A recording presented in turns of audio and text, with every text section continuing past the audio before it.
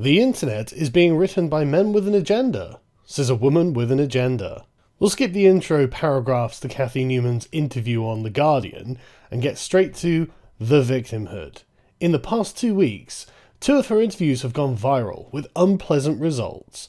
The first with Jordan Peterson, a controversial Canadian psychologist who has attracted a following among the alt-right. It's an interesting statement for 2 reasons. Well, one, Cathy Newman's pretty damn controversial herself, which is why she's at the centre of the controversy. Nothing Peterson said in the interview was controversial in the slightest. It was all either backed up by years of psychiatric research or years of scientific research. Cathy Newman was the one pushing an agenda and desperately trying to catch Jordan Peterson in some kind of gotcha. Backfired a little bit, didn't it, Cathy? But anyway, and yes, the following among the alt-right. If you actually spend any time talking to the alt-right, you'll find that they don't like Jordan Peterson. There's an alt-right blogger called Millennial Woes, who's currently doing a series of videos about Jordan Peterson and has recently given a speech addressing what he sees as inconsistencies in Jordan Peterson's worldview. I'm not going to comment on it because I don't really care, but the point is, Jordan Peterson isn't really very popular among the alt-right. He is just someone else who has been targeted by the far left. And the second is Max Mosley, recently exposed for publishing a racist campaign leaflet in the 60s. I don't know anything about that. While a grotesque level of trolling has become standard part of her job, it's weird because people who aren't openly bigoted on the internet don't tend to get trolled. That's just, it's weird that, isn't it? People who are just generally quite thoughtful and kind to others don't tend to arouse the ire of the public. I'm sure there's a connection there. I just can't figure it out myself. But these 2 interviews resulted in a heightened spew of unfettered misogyny. Man, everyone's knees are just soggy as fuck. And abuse online. She even received death threats following her interview with Peterson, and Channel 4 called in security experts, whether they were credible death threats or not. She tells me that there was suspicion of a Russian bot farm dedicated to spamming her with hate across social media.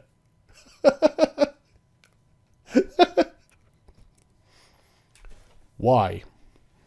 Why would there need to be a bot? What possible benefit have the Russians got for setting up a bot farm at their expense to troll you on social media, Cathy? What possible fucking reason would the Russians have to do that? What would they gain? Why would they spend the money? Could it be that what you're doing is making excuses for a consistent, sustained and widespread public backlash because of your own personal opinions and your frankly bigoted views, which the public want to see you address deliberately and say, look, I'm actually sorry for being such a raging bigot. I know that men are failing everywhere and I'm being given special privileges on the basis of my gender, but you know what? I'm the victim here. They want to see you walk that back. They want to see you apologise for being a person in a position of power, abusing that power. I know you don't really understand that, and it's all Russian. I mean, I'm part of a Russian bot farm, I imagine, but fucking why? Vladimir Putin's in the Kremlin like, well, I know that the Americans and the Chinese are a big problem at the moment, but did you see Cathy Newman and what she said about men? It's a Russian lobster farm. So she says, the internet is being written by men with an agenda. Also by women with an agenda. But if we only focus on men with an agenda, we can make Cathy Newman look like the 6-figure victim that she is. Look at a woman's Wikipedia page and you can't believe a word of it. Oh, come on, Cathy. Come on. Come the fuck on. Look at Tommy Robinson's Wikipedia page. Think you can believe a word of that? Look at Gamergate Wikipedia page. I can tell you firsthand that very little of that is true. But oh, it's a Whammons Wikipedia page. Oh, and suddenly this is all lies. But to be honest with you, I can think of a few Whammon whose Wikipedia pages are a bit puff-piecey. She has been monitoring her own, which has been rapidly edited back and forth in the past few weeks. Man, those fucking internet Russian lobster farms really need to... we really need to put them in check. I wasn't prepared for the torrent of abuse after the Peterson interview. People say, why don't you just block them? But there were literally thousands of abusive tweets. It was a semi-organised campaign. Yeah, but it was organised by you. You're the one who organised it. By saying, look, in front of millions of people, you know what, fuck your opinions, Jordan Peterson. I don't give a shit if you're a widely acclaimed professional psychologist. I'm going to call you a fucking racist and a misogynist. And despite the fact that every damn thing I said on that debate was stupid as shit, I'm going to accuse you of being a bad person. And then I'm going to accuse the internet of being run by Russian men in bot farms who are trying to harass me for some reason. It's not that this is just the public responding to the way you act in public, Kathy. It's a bunch of Russian lobsters, Kathy. That's exactly what it is. Sorry, I should have thought. I mean, why won't I believe your bullshit narrative? I just can't imagine. Newman and Peterson had argued over the existence of the gender pay gap, which he denied as a qualitative fact, and Peterson's correct, and you know it. And Peterson's broad generalizations on male and female behaviour. Yeah, they're generalizations. Doesn't make them wrong, that just makes them general. You know, not every single man and woman are going to behave this way, but if you take a large sample size of the population and look at the way they behave, they generally do these two things. They're not inaccurate, they're just, as you say, broad. Channel 4 released the full 30-minute exchange on YouTube, where it has now been watched more than 8 million times. In it, Peterson maintains an air of unflappable calm. His book sales have rocketed. Would she have played it differently now? Was it my finest interview? Probably not. We need to organise the internet along the lines of the lobsters, Kathy. That was a car crash for you, wasn't it? It was an absolute shit show. I mean, don't get me wrong, I've had a few of them myself, and I can tell you firsthand, that's way worse than any of I've had, thank fuck. But if you're a footballer, you don't always push the ball to the back of the net. You win some, you lose some. Good view on that, Kathy. Still, the response to Newman has been so intense and ugly. Yeah, maybe you should consider your position of power and how you're using it to maintain a gender supremacist ideology. Because that's everything about feminism at the moment. I mean, look, you've got Jordan Peterson on the pay gap and the patriarchy. It's feminist rhetoric. That's all it is. And it's being pushed. It's being maintained by the people who are watching you. And they don't agree with you. They think that this is actually just flagrant bigotry, and they're right. And you won't listen. And so you make excuses that Russian lobsters are actually harassing you on the internet. It's ridiculous, Kathy, is what I'm saying. Everything you believe is ridiculous. And you need to get your little head around this, that you, as Jordan Peterson pointed out, had to fight and struggle and work really hard to get to the position you're in. So you can't sit there and go, actually, I'm oppressed, because you're not. You're privileged, but it's okay because you earned that privilege, Kathy. That's what privileges are about. You're meant to earn them. And once you have them, you're meant to be able to enjoy them. You know, don't sit there and play the victim once you've achieved the position of power, because it just doesn't work. Everyone can see that you're the one in the driving seat when it comes to these sort of interviews, when it comes to these sort of attitudes being perpetuated in the media. But you're acting like you're the person who's the victim of a bunch of powerless people on the internet. I've thought of coming off social media because why should I have to deal with all of this crap? It's too time-consuming. But why should I or any whammon be silenced? It gives the trolls exactly what they want. No, what they want is for you to say, you know what, I think I was wrong. That's what they want. And again, you can just dismiss it. You've got the power, just dismiss millions of people who take objection to your public bigoted stances as just trolls. They're just trolls because I have the power here and they don't. Therefore, I can declare them to be trolls and they can't be heard. You see, us trolls are coming for you though, Kathy, don't you? You know that we know that you're full of shit, and we're not going to stay silent about it. It's a hard life, isn't it, love? I mean, why should I have to deal with all this crap? Well, because it's your job to be a public figure and to debate people who are controversial on controversial subjects, on which you have a controversial opinion. But you go, why should I or any woman be silenced? Because you're dealing with a lot of crap. I mean, personally, I love being off Twitter. I love it. I love not having Twitter. It's something I genuinely enjoy. And I know that there's a whole shitstorm going on somewhere else on Twitter, but I'm not a part of it. Even if people are talking to me about me, I'm just like, okay, whatever. I don't care. It's just not my problem. And that you should do the same. It's just not your problem. And eventually, everyone will realise that Twitter is just a fucking hole that's not worth anyone's time. In any case, she is certain it can be fixed. The mockery and abuse of women in the public eye. Why should that be fixed? Why should women not be mocked or abused in the public eye? I mean, you're not saying that we shouldn't mock or abuse men, are you? And if we can mock and abuse men, if we're going to treat men and women equally, well, what does that mean, Kathy? It's not an acceptable way of doing business in the 21st century. The people you call trolls aren't doing business with you. They disagree with your opinions, and they think that you're a bigot. Either the social media companies will have to grapple with that, or the governments will. Or they'll just find social media platforms that aren't going to censor everyone and go there until you eventually realise that maybe, just maybe, You should actually consider these to be people who have issues that you are currently just trampling on with your personal power.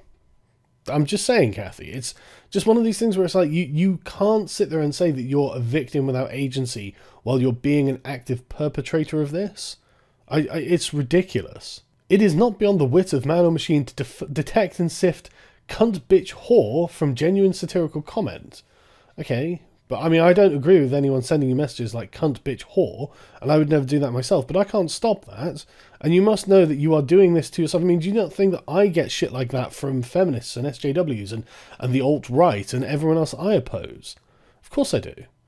It's corrosive to women, no matter how tough you are to log on and see that torrent of abuse. I guess you'll just have to use the filtered thing from verified accounts or something. I mean, the options are there, you just don't use them.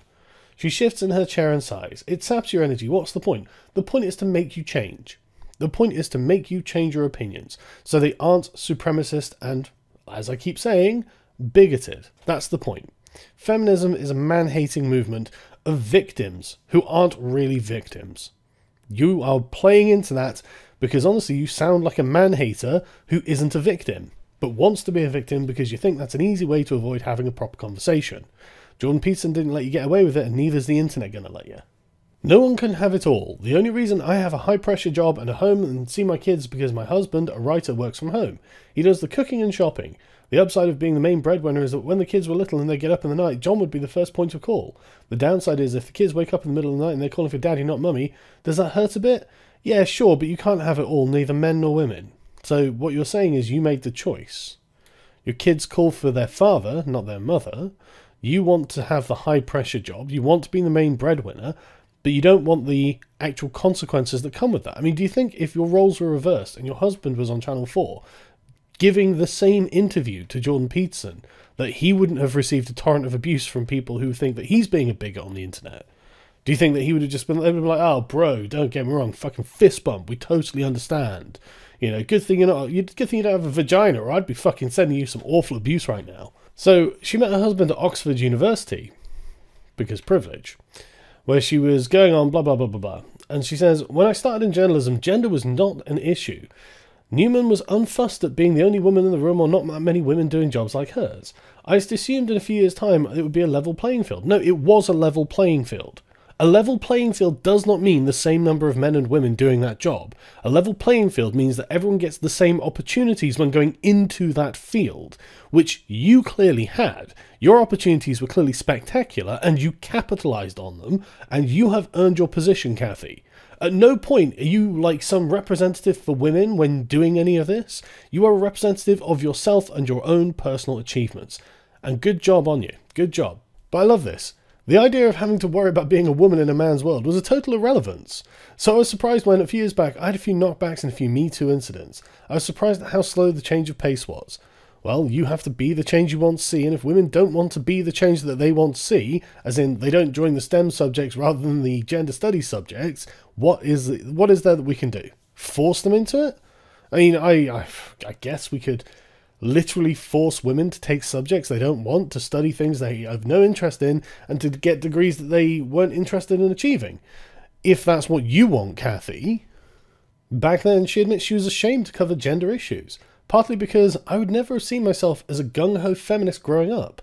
My mum was quite scathing of bra burners and things. I didn't want to get pigeonholed as a woman who writes about women's issues, and then realised if I didn't, they wouldn't get written about. Actually, that's not true, Kathy. There's a whole industry of people writing about women's issues, and there have been, and these people are not all feminists.